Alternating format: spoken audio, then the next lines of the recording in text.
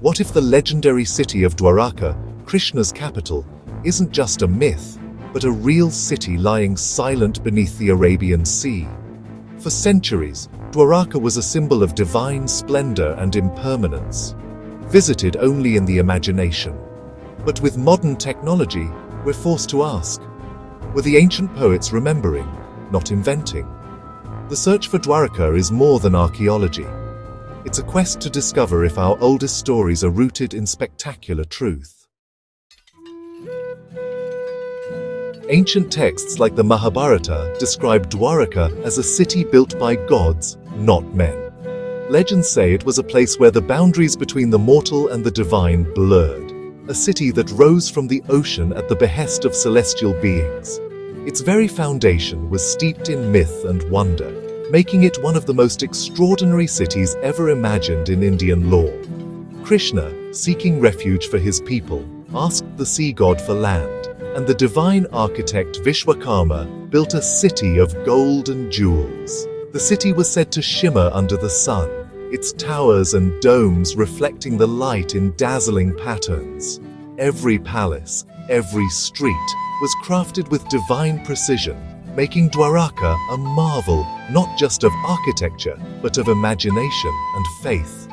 Dwaraka was a marvel, fortified with golden walls, filled with palaces of silver, and alive with music, philosophy, and commerce. Its markets bustled with traders from distant lands, and its halls echoed with the wisdom of sages and the laughter of children. The city was a beacon of culture, where art and knowledge flourished alongside prosperity. It was a naval powerhouse, a sanctuary of righteousness, and a symbol of prosperity. Dwaraka's harbors welcomed ships from across the seas, and its fleets protected the city's wealth and people. The city stood as a testament to Krishna's vision, a place where justice, abundance, and spiritual wisdom coexisted in harmony. Yet, its splendor was always fragile. Built on land borrowed from the sea, its fate tied to Krishna's presence. The ocean, which had once receded to make way for the city, always lingered at its doorstep, a silent reminder of the city's impermanence. The people of Dwaraka lived with the knowledge that their paradise was a gift, not a guarantee. The city's existence was a brief golden age, destined to end. When Krishna's time on earth was over, the sea reclaimed what it had given, swallowing the city and its wonders beneath the waves. Dwaraka's glory faded into legend, its ruins left as silent witnesses to a lost era. Dwaraka's story is a reminder, even the greatest creations are impermanent. Its rise and fall echo through history, urging us to cherish the beauty and wisdom of our own fleeting moments, and to remember that even the most magnificent achievements are ultimately at the mercy of time and fate. Dwaraka's destruction was prophesied, a curse born from the grief of Gandhari after the Kurukshetra war. The Yadavas, Krishna's own clan, destroyed themselves in a drunken civil war, fulfilling the curse. With Krishna's departure, the city's divine protection vanished. The sea rose, swallowing Dwaraka in a cataclysmic flood. The Mahabharata describes the city's end as swift and total. Golden palaces and bustling markets lost beneath the waves. For millennia, this was seen as myth, a poetic warning about pride and destiny. But what if it was history? For centuries, the story of Dwaraka's submergence was dismissed as little more than a myth, a tale passed down through generations. But in the 20th century, that changed when renowned archaeologist S.R. Rao set out to uncover the truth behind the legend. Driven by curiosity and a passion for history, Rao began a meticulous search for evidence that could connect the ancient texts to real, physical remains. His excavations near modern Dwarka soon led him to the shores and then offshore, where a series of underwater surveys began. What Rao and his team discovered beneath the waves was astonishing. Man-made structures, massive stone blocks, walls and foundations, resting silently on the seabed, hidden for millennia beneath layers of sand and silt. Divers carefully mapped out the submerged site, revealing what appeared to be the remnants of fortifications, piers, and jetties. These were not random formations, but the clear outlines of a once thriving port city, now lost to the ocean's depths. Among the ruins, they found artifacts that told their own story: stone anchors, pottery shards, and tools, each piece offering a glimpse into the lives of ancient mariners and traders who may have once called Dwaraka home. Scientific analysis and dating techniques placed some of these remarkable finds between 1500 and 1900 BCE, aligning closely with the era described in the Mahabharata. This connection between legend and evidence was both thrilling and controversial. For Rao and his dedicated team, these discoveries were electrifying.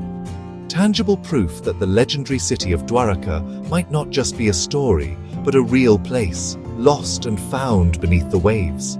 The layout of the ruins echoed ancient descriptions, with evidence of a fortified city reclaimed by the relentless sea, its secrets preserved in silence for thousands of years. News of the discoveries spread quickly, reigniting debates among historians, archaeologists, and scholars. Was this truly the legendary city of Krishna's Dwaraka, or simply another ancient port lost to time?